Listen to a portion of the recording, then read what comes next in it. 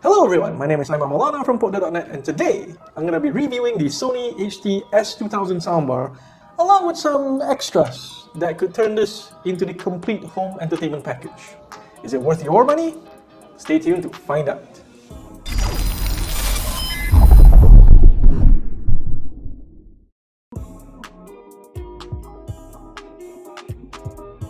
We're going to start off things with the unboxing. Now here we have the box for the Sony HT-S2000 soundbar. It comes in a rather long box, so you know it's just the soundbar with its respective accessories. Inside we found an HDMI cable, 2-pin power cable, AC adapter, a remote control with AAA batteries included, and documentations like a user guide. And then lastly, we have the Sony HT-S2000 soundbar in its full glory. And that's pretty much everything you get from the box.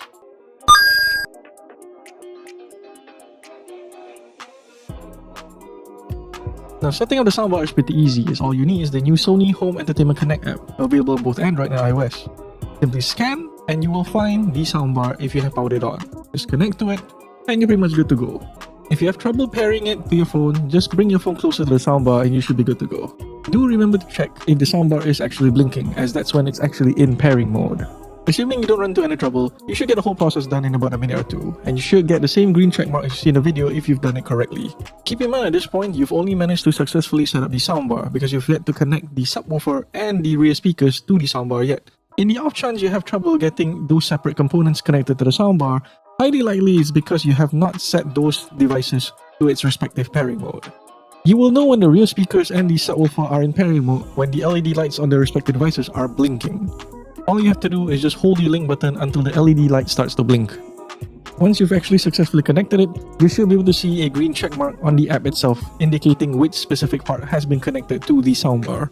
Connecting it to a TV is a much simpler, more straightforward process, as all you need to do is connect one HDMI cable from the soundbar going to the TV. Just make sure the TV supports ARC or EARC, and make sure you're connected to the right HDMI port. Generally, it should work immediately after you connect it via HDMI, but if you're using a Sony TV, it should appear in the Bravia Quick Settings menu instantly.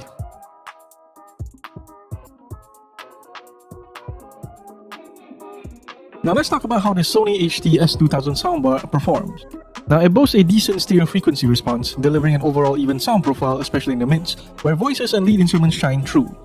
When we used it with the sound feel feature off, it resulted in a more natural sound. Now for those of you who aren't aware, sound feel is this virtual surround feature aimed at giving you a more immersive experience.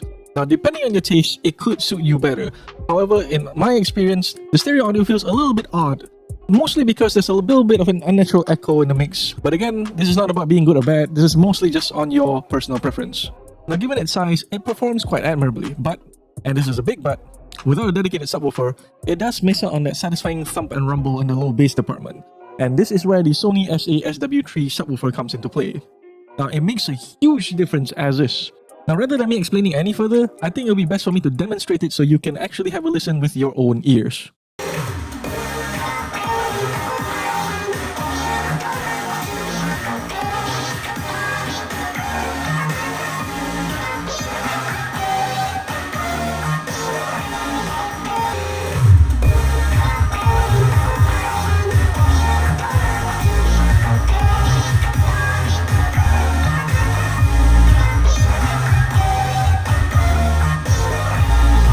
As you can tell, having the subwoofer together with the soundbar actually makes a huge difference.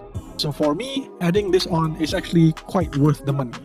Now the rear speakers on the other hand, I can't really say the same. While yes, it does add to the surround sound experience, I feel like the volume is a little bit on the lower side for it to actually have much of an effect. On an overall level, with its emphasis on clear dialogue and a powerful rich bass, this thing actually works great for both movies and music. It does work well for gaming, but this is provided you're only playing games to enjoy the experience rather than something that requires precision or accuracy, like for esports games for example. So, the Sony S2000 soundbar is pretty good for what it is. It's a 3.1 channel soundbar and it's actually pretty good if you're putting it in a smaller room. Now, if you're actually gonna put it in a bigger room, let's say like a larger living room for example, or you happen to have a really big bedroom, then what I would suggest is expanding it so you can get a much more fuller sound. Because if this alone is being in a bigger room, you might not be able to get the full experience, especially if you're looking for a surround sound experience. You could consider getting the rear speakers, or you can even get the subwoofer, or ideally it would be both. That is still up to you. The key part here is that you have the choice in expandability. So you can always just choose to adopt this first, and then later on when you get more comfortable, you want something even better at home, you can slowly upgrade your way upwards. If you go through the Sony Malaysia website, there are 2 different types of speakers you can purchase along with 2 different types of subwoofers. Now keep in mind that for this specific soundbar, the S2000, only this, the SA-RS3S rear speakers are compatible with it. The other one is not. As for the subwoofers, you do have 2 choices. The same one that we've been testing on video, which is the Sony SA-SW3 subwoofer, but there's also the higher end SA-SW5 subwoofer. Now, the key difference between the two is that the SW5 has a bigger boom, more room-shaking bass, as I would say, which might be a little bit overkill. So if you're staying in a condo, you don't really want to disturb your neighbors too much, or don't want to cause noise disturbance, I would recommend going for the SW3, which is pretty good for what it is. But if you want to go for the best experience possible, then yes, by all means, you can always go up for the SW5. Now that's all from me for now. My name is Imam Maulana from Pokde.net, and I'll see you guys again next time.